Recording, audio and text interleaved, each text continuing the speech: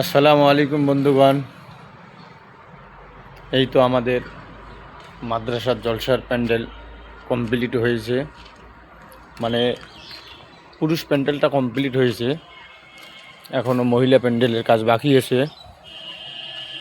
আমাদের মাদ্রাসার জলসা আগামী শনিবার ও রবিবার।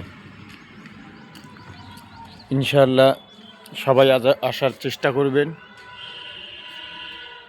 ইনশাআল্লাহ মোটামুটি দুটো ছেলে হাফিজ কমপ্লিট করেছে, তাদেরকে পাগড়ি দেওয়া হবে।